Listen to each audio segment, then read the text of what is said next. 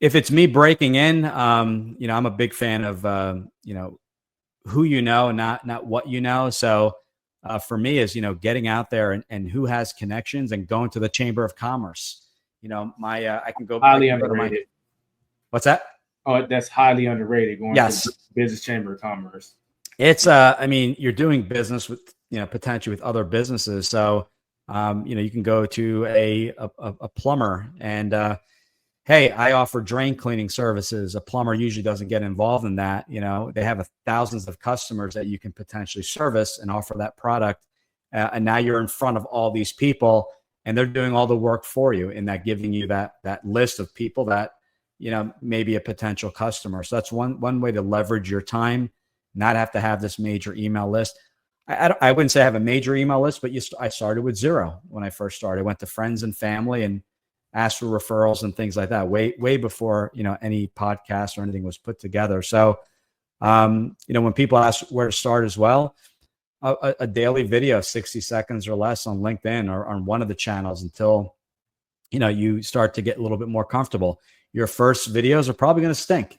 If you're editing or not, you're going to be deer in headlights as I was. And, just making mistakes or maybe not looking at the camera or whatever the case may be. So get your reps, get your practice in, but, leverage your relationships around you. Who Not How is a book by Dan Sullivan from Strategic Coach. Great book. And you can really start to leverage some of the contacts you have. If you don't have a lot of contacts, you're starting out, you're young, you're out of school, join a chamber, start networking with other business owners, start networking with your competition. There's plenty to go around, and there's always people sharing ideas. But if you are posting, and people are commenting, respond. Like it, respond, appreciate it. What other questions do people have on this topic? The worst thing you do is post stuff and not engage with your audience, and obviously that helps with the algorithm. So just talk to people. I have goals to talk to 5 new people a day. Grab their information, their email, and ask, hey, not who do you know, but is there one person that may benefit from some of this? Creating an email list to put together a monthly newsletter on time management, time blocking, whatever the case may be.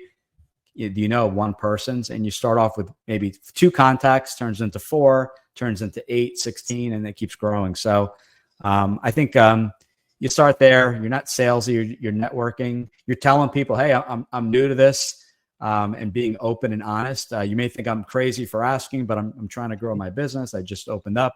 I think people will definitely help and do anything they can to make you successful.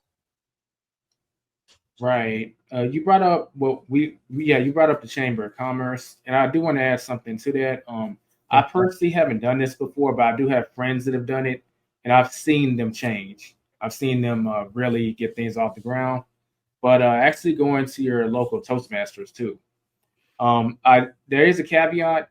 It needs to be in a big, like whatever the biggest city is in your metroplex, go to that one, because there are small like Toastmaster groups, and that's fine if you just want to learn about public speaking. But we want networking to be in the play too. And if you go to the main one in your metroplex, the big one in the biggest city, that's when it's gonna be a lot more people there. But it plays more of a networking role in addition to learning how to public speak. And there's usually influential people there, and they see you're just getting started. They see you're sincere, so they'll probably pull some strings, maybe make some connections for you as you grow with your self development. So that's I think it's a huge missed opportunity that a lot of people starting out don't leverage. So yeah, in I like addition, that. yeah. And people want to, genuinely people want to help. And if you're in the chamber, just say going back to the chamber, you're in the chamber of your town. Businesses want to, refer to local businesses, and they'll do everything they can. And don't be okay be okay, to initiate. What I mean by initiate is that, maybe you're networking, you're trying to get referrals. Go out and be proactive and just say, you know what, there's so and so that can use. Maybe it's a financial advisor, and there's so and so that could definitely use some help with their finances. I'd like to refer you to so and so. You initiate the conversation with a referral of someone that maybe can benefit from their services, and they may not be a good fit. They may not decide to move forward, but it's a genuine way to start that conversation with potential new business. So don't be afraid to say, I know we just met and this is our first conversation, but given the space you're in, there may be a friend of mine or family member that can benefit from your services. That goes a long way.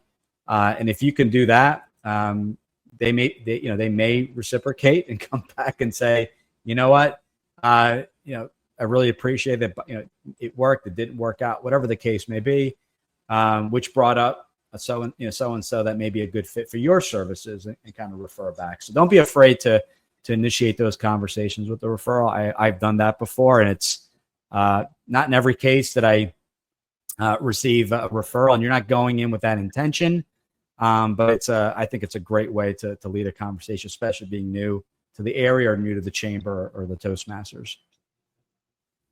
Indeed.